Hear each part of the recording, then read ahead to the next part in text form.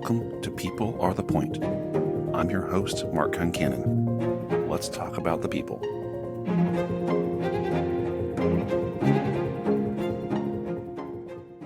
Hello, I'm your host, Mark Concannon of People Are the Point.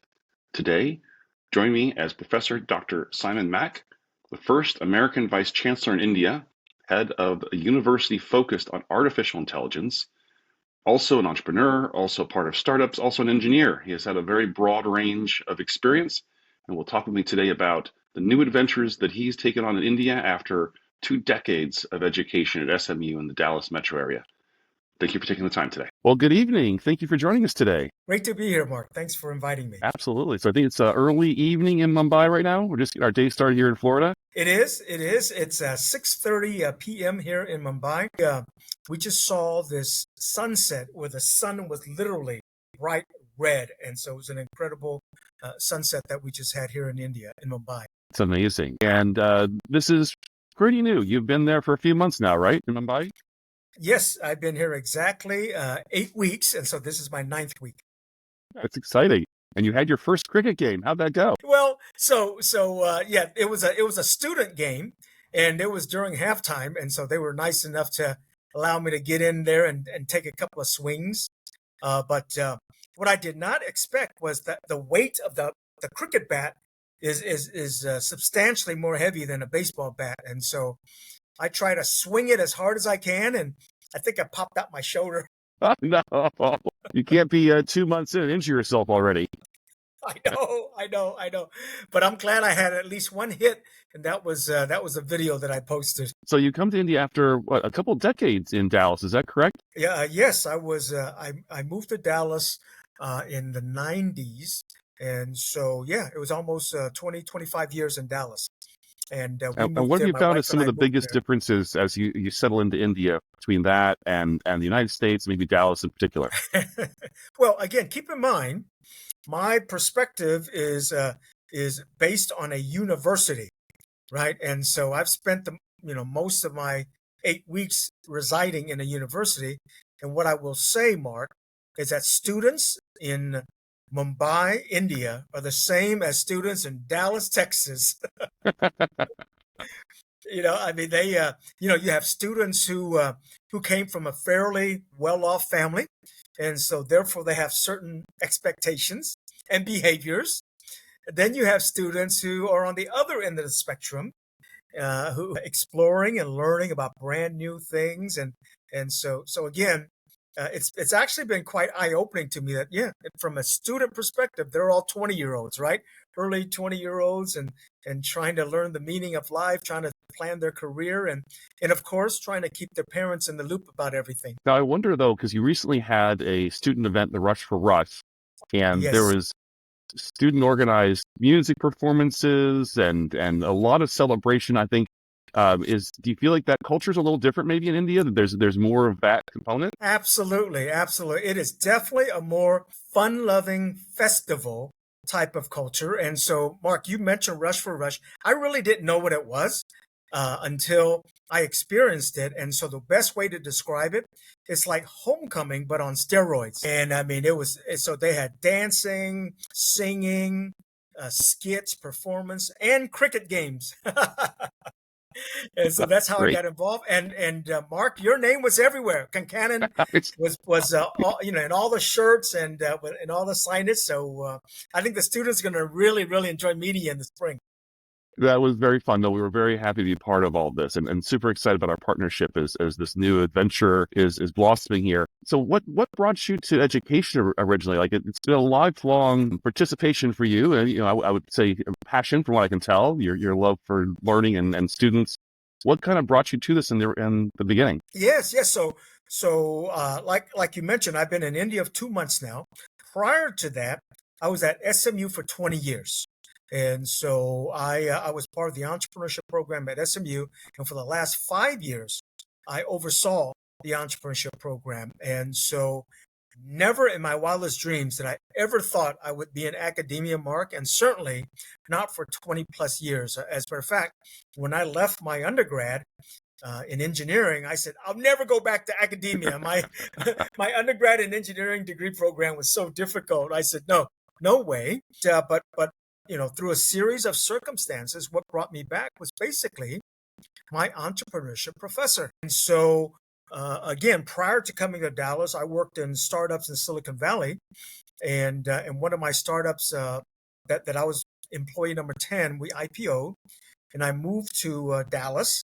I moved to Dallas, opened up the Dallas office, and at that time I was a very, very nerdy engineer type. I didn't know anything about what an IPO was. I didn't know what stock options were and anything like that. But once the company goes IPO, you betcha I knew what a stock options was. And so here I was in Dallas, had a lump sum of stock options and basically felt that I needed to get some formal education in business. And so I never thought about going back to school, but I said I needed to get formal training in business. So I got my MBA at SMU. And that's where I met my entrepreneurship professor, a guy named Jerry White. And so when I graduated from SMU, again, I never thought I would, go into it as a career. So I worked in other startups, my own .com, and I did a private equity turnaround and ended up selling the private equity turnaround and called my old entrepreneurship professor back. And Professor Jerry White says to me, "Hey, Simon, why don't you come hang out at SMU for about a year, sort of be the entrepreneur in residence. And then after 1 year, you go back and do what it is that you want to do." Well, what I found was that I love my career as an entrepreneur working in startups, but there was something that still didn't quite feel like a perfect fit, right? Well, after 1 year at SMU, really, just sort of helping out in the entrepreneurship department, I was like, man, this is great. I mean, something just really, really clicked and resonated with me. And so I asked Jerry White, I said, "Hey, can I do this full time?" And he was nice enough to create a position for me.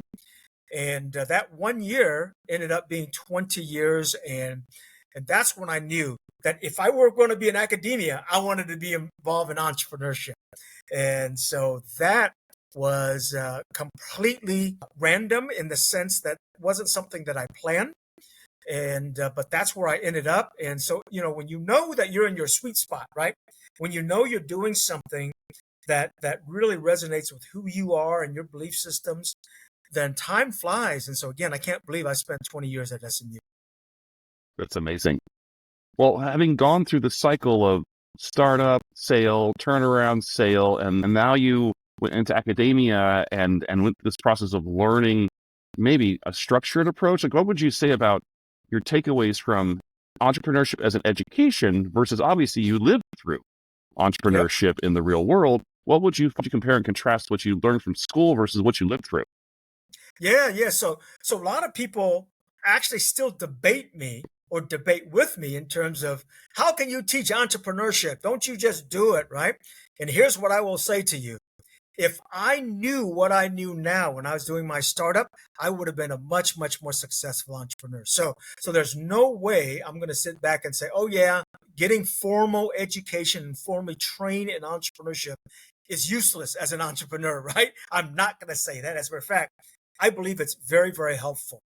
Now, where things get a little bit more complicated is, well, it depends on what kind of startup you want to do, right? If you want to do a medical device, right, that's your startup idea, then not only do you need entrepreneurship training, you probably need to go to medical school or biomedical engineering or something like that. On the other hand, if your startup is not necessarily based on some sort of innovation, right, tech innovation, restaurant, for example, my parents had restaurants, then chances are you probably would benefit more from a apprenticeship like kind of education versus a textbook like education. But in areas where there is a lot of domain knowledge that you need to develop, right, from a product perspective and even from a marketing perspective, the education certainly helps and it pays off. That makes a lot of sense. If you had to pick maybe a top 3 things that you'd recommend to an entrepreneur who's considering going down that path, what are the maybe top 3 things they should keep in mind as they take on that challenge and that risk? Very good, very good. So the first thing I would say is entrepreneurs love to think big and start big. So I would say think big, but start small and get a quick win. All right. We try to do too much at the beginning. We try to hit a home run in the first week or the first year. Don't do that.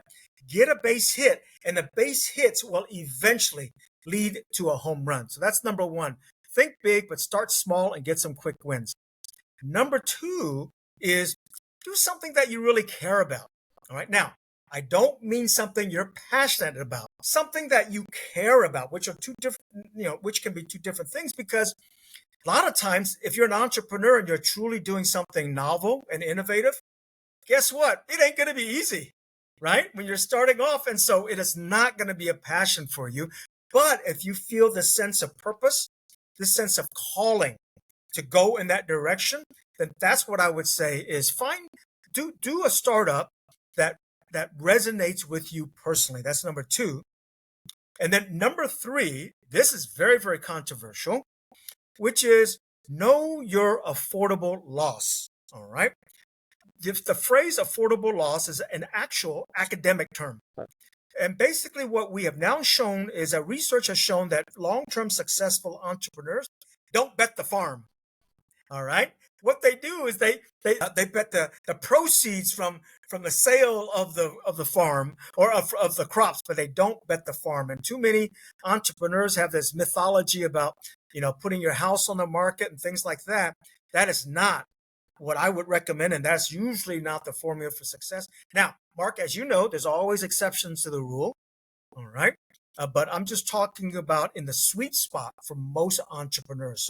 So again, number one, think big, but start small. Number two, do something that resonates with you. And number three, know your affordable loss. How much can you afford to lose and not crash and go bankrupt?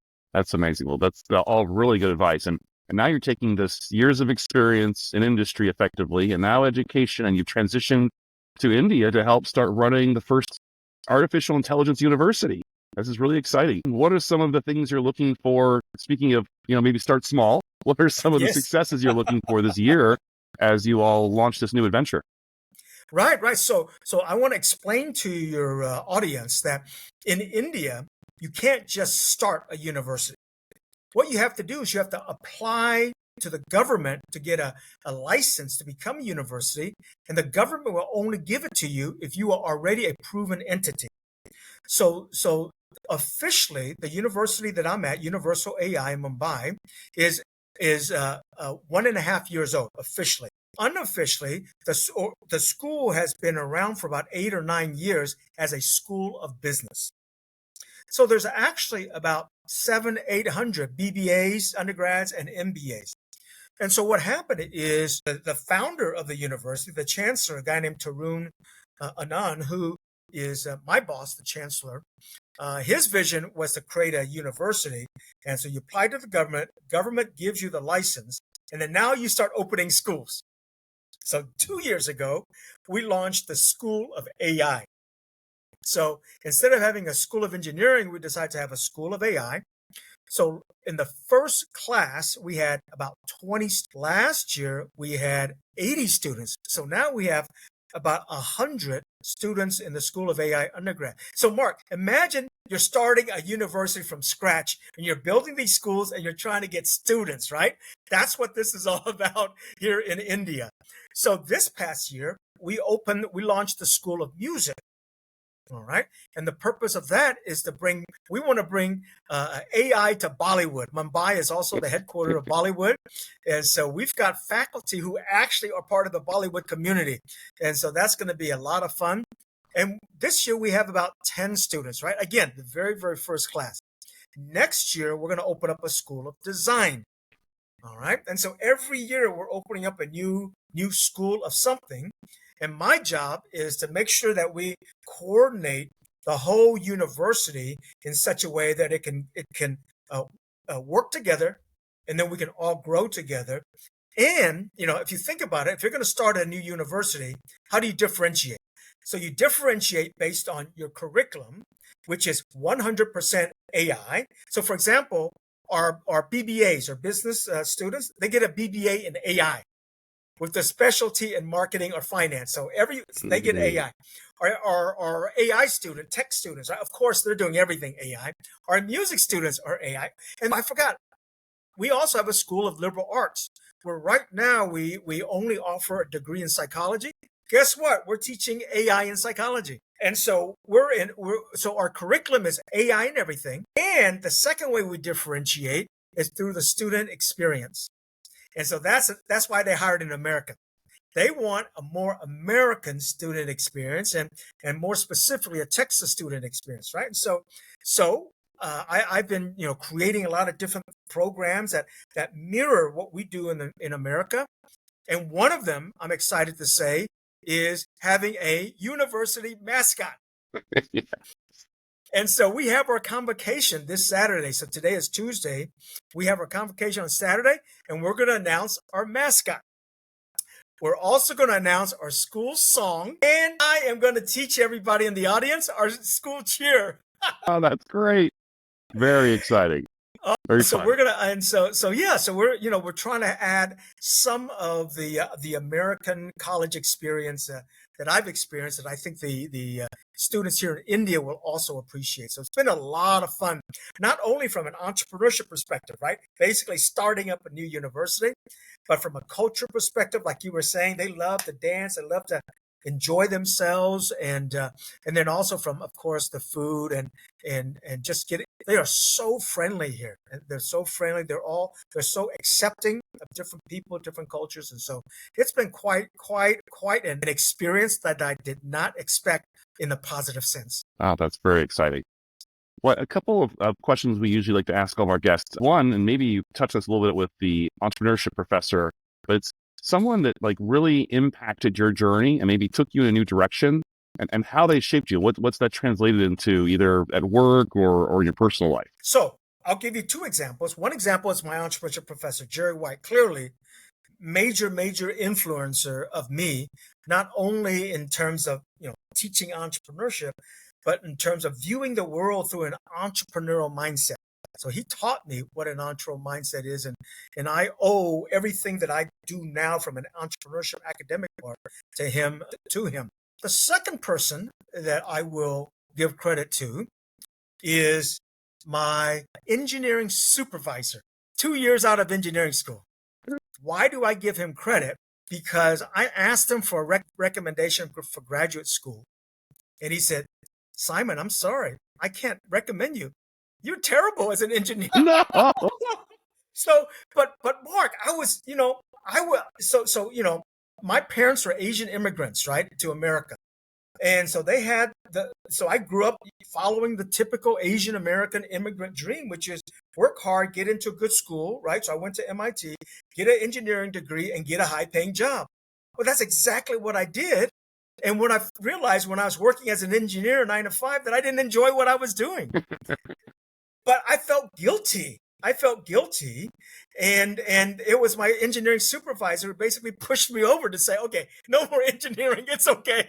And so guess where I went? I left engineering and I went into sales. Oh, that's great. As a matter of fact, my engineering supervisor said, "Simon, don't go to sales. That's the dark side. Don't do that." But I said, "I know I don't want to be in engineering." And so I moved into sales, and Mark, man, that changed my life. And sales was so much fun, and that's what eventually allowed me to go join a startup and be able to hit the road running right when I joined the startup. Well, I think that's what's always hard is, I know in my industry too often sales has a dirty reputation or a bad sort of hue to it.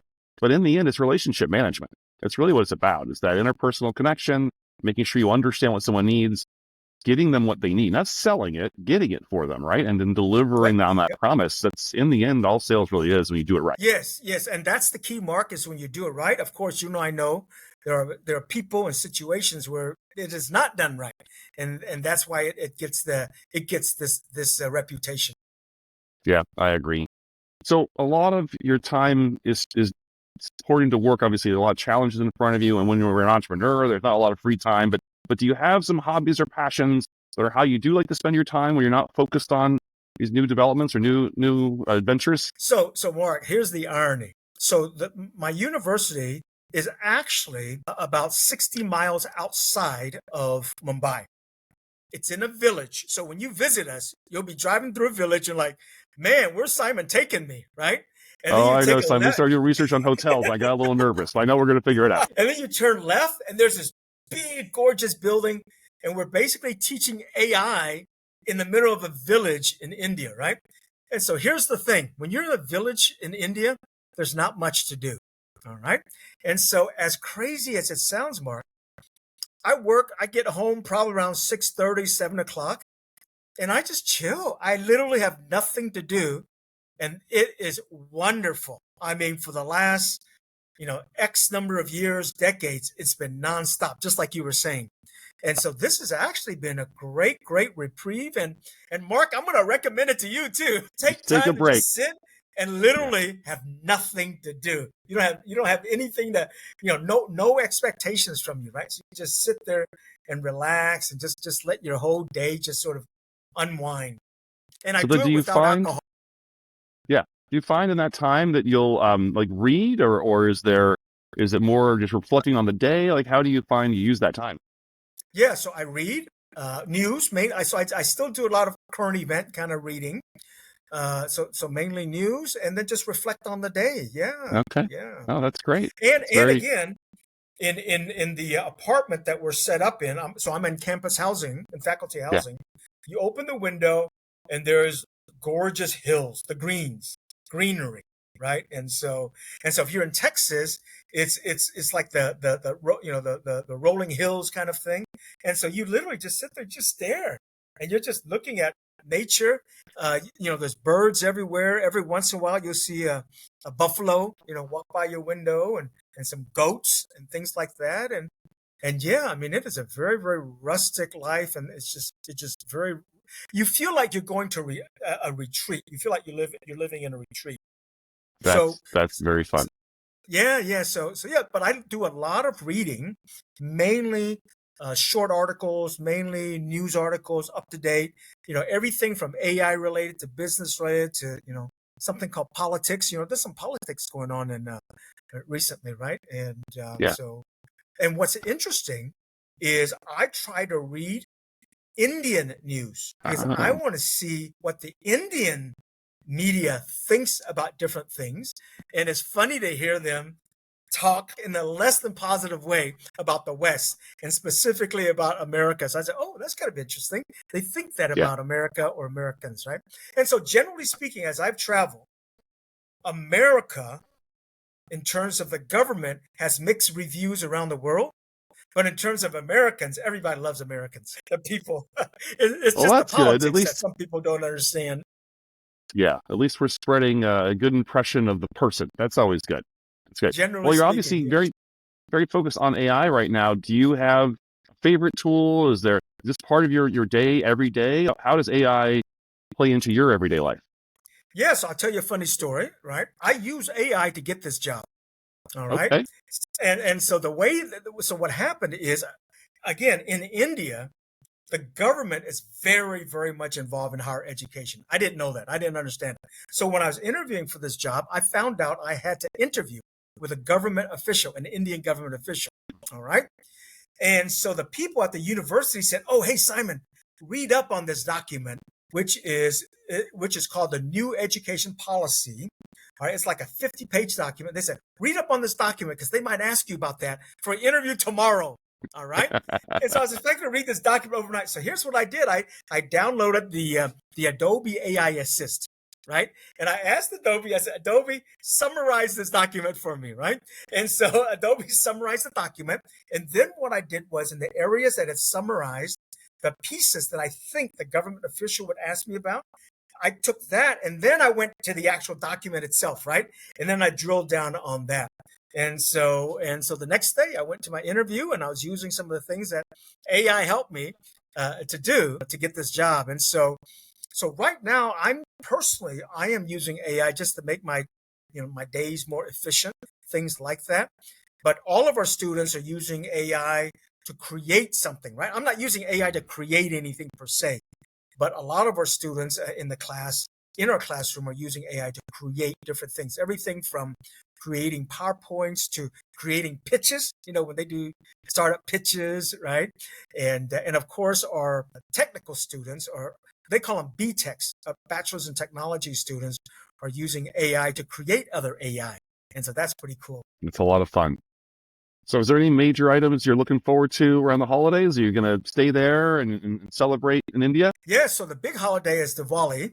All right, Diwali is next week.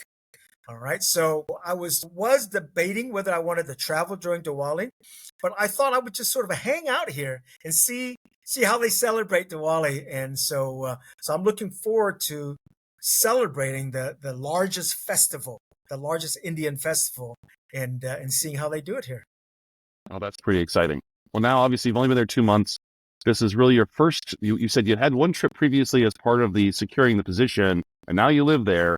Yes. Do you have a goal to see more of the country as while you're there and take advantage of that? Yes, absolutely. So 2 weeks ago, my wife joined me. Right, so I had a 2 month head start, and then she joined me, and we are absolutely going to travel. As a matter of fact, I just finished booking travel to a city called Delhi or New Delhi, and the typical tour route is Delhi, which is the capital of India. Then you go to Agra, which is where the Taj Mahal is. All right. And then from Agra, you go to a city called Jaipur, which is like this gorgeous culture where you have something called like the Pink City and all these sort of cultural things. And that's called the Golden Triangle for tourism. So that's my first place that we're going to go just next month in November is we're going to go to the Golden Triangle. We're going to tour the Golden Triangle. Oh, that's great. It's fun. I know, speaking back to AI and using it for things, we're going to add a couple days onto our trip. My girlfriend's going to come with me down to see you guys. Ooh. And we've used AI to do a 2-day plan for how to take advantage of the beauties of Mumbai. So we've also using that to get a little tourism plan together. So it should be good. Yeah. Well, I'll put in a plug for the hotel that we sort of work with is the Radisson, which is the closest one to our university. Okay, that sounds great. I'll have to check into that. Well, Simon, thank you for the time today. I really appreciate talking with us and sharing some of your experiences and background. Anything else you want to leave as final thoughts for the audience? Yes. I mean, come to India, all right? Especially if you're an entrepreneurial type, there's opportunities everywhere, all right? In my field, which happens to be academia, they're completely redoing the higher education system in India. And I get to be a part of all of that. This has nothing to do with AI, by the way. This is how they're restructuring universities. And I get to be a part of all of that. And there's versions of that in just about every industry in India. And so if you want to try something new, if you want to try something super, super entrepreneurial, come to India. And that was not a paid ad. Great. Well, thank you, Dr. Simon Mack, for the time today. I appreciate it. Mark, thank you again for having me on. And again, thank you for supporting our students by sponsoring our Rush for Rush festival. We were proud to be part of it. Thank you.